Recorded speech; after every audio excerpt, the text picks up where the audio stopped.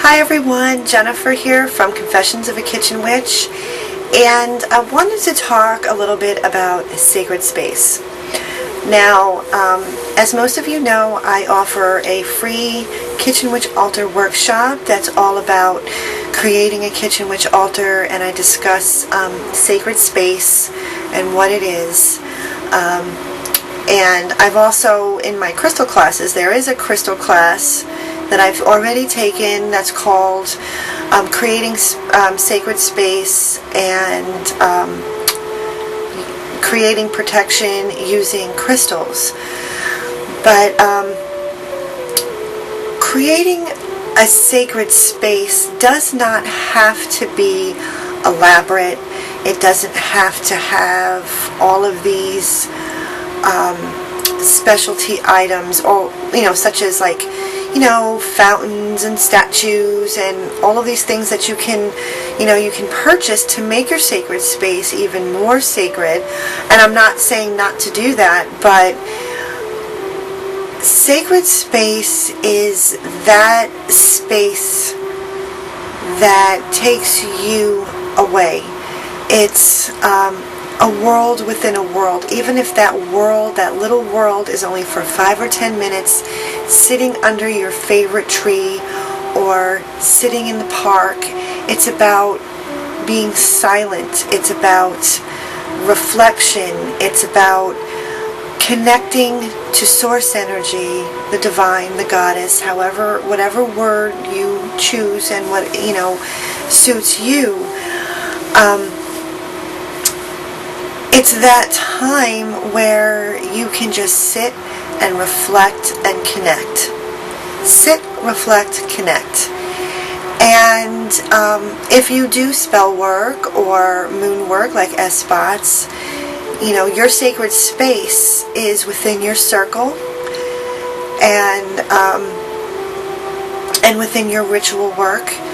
Sacred space can even just be sitting for 5 or 10 minutes to meditate, to take a deep breath in and collect yourself and recharge and just to connect. The world is so noisy. Everything is so busy and it's so noisy that it's very important to take the 5 or 10 minutes, if that is all you have in your day, to just be silent.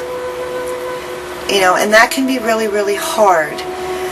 And it's a very spiritual thing. Regardless of your path or your religion, spirituality is, to me personally, it's about connection.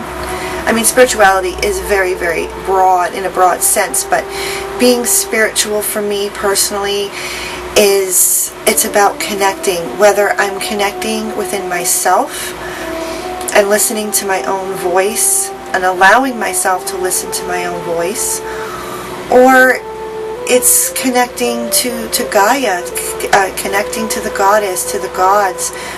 I used to live in upstate New York before I moved here to Pennsylvania, and in the yard, when we were moving, this was the only thing I was saddened by. In my yard was this huge, enormous, beautiful, solid, old oak tree. I used to call it my grandfather tree. And every time I just needed to drain out negativity or stresses, or I was feeling sad, or even when I was happy. But I would go out there, and it was right by my window. I can open my window and I can see it. So in the winter time, when it was too cold and the snow was piled too high, all I would have to do was open my window, and that was my sacred space. My sacred space was that connection to my grandfather tree. And when we were moving, that was really the only thing I kind of felt sad about. I actually gave the tree a hug and said a proper, or I should say formal goodbye, and I miss that tree. I think about that tree, and I think that tree knows that I think about that tree. Because I still have this connection to that tree. And where I live now in my yard, there's a few trees, and there's one in particular, and it was the tree that my husband and I had our hand fasting. We stood under that tree back in 2009. So that's the tree that I will go out and I will sit under, and I will put my back against it, because I want to feel the tree, the tree's energy, which is very solid earth energy. So, but in a more formal sense, sacred space you can create. I did a video that you can also see, and I'll put, there'll be a link underneath this video for my sacred space. It's on my dresser, and that's where I kind of formally have my sacred space. And it has my fairies, and it has some oils, and it has some other things that are meaningful to me.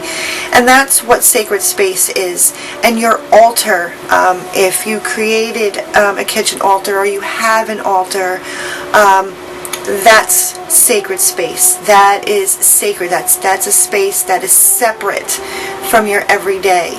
So when you sit in front of that altar, you can meditate, and the more you spend time with your sacred space and your altar, the more you spend time with it, whether you're just sitting with it and looking at it for 5 or 10 minutes, or you meditate or say a prayer, or you're going to do a ritual, any of those things, it strengthens that connection that you have.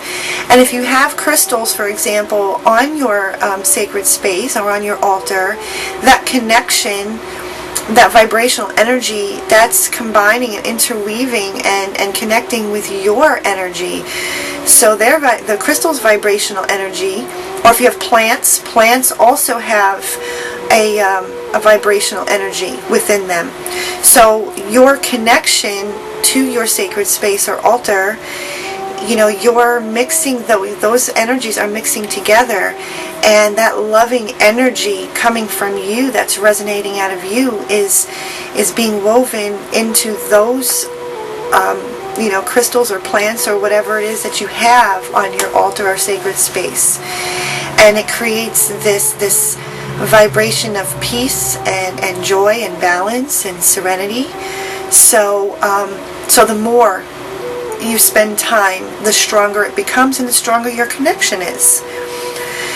So really, that's about it. That's kind of my little take on sacred space, and what it is. And you can't, there's no right or wrong. It's great to be able to read about, books are amazing. Knowledge is power, and the more you read, the more knowledge you obtain, is wonderful on any subject. But in the bigger picture, take what you read. Now, this is my personal philosophy. You take what you read and what connects and nourishes you, and then just kind of throw out the rest. What doesn't resonate with you, don't worry about it, because it might resonate with somebody else. So that's kind of how my personal philosophy has become. I take what nourishes my mind, body, and soul, and I take that in, and then I've been learning to listen to my inner guide, my higher self, and that's what I resonate outward, and that's where my sacred space and my altar becomes created. So, books are wonderful. Workshops like mine are great for knowledge and for understanding, because when you're first starting out, it can be very overwhelming. All of these different layers and all of these different things. But, just like me, as a perfect example is, my journey now into cleaner living, or not just cleaner living, cleaner eating, cleaner living. And the topic of, veganism and, raw foods, it's so overwhelming. So right now, and in the last several years, I've been just reading a lot, and I've been absorbing a lot of information, and I will continue to research and read, because I will never stop learning. I'm a life student. That's just how I am, whether it is, traditional classwork or just life experience. That's just how I function, and that's how I roll. But I take whatever suits me, whatever is going to make me comfortable in my transition, and it's not something that happens overnight. So in other words, whether you're creating space or you're making any kind of, changes in your life, take what resonates with you and then leave the rest. And I hope this little video has helped some people.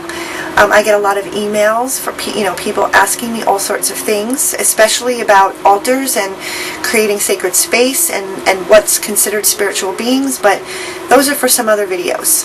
But today I just wanted to discuss sacred space and what it is, and I hope you can take that with you on your day and create some wonderful connections and reflections and just some peace.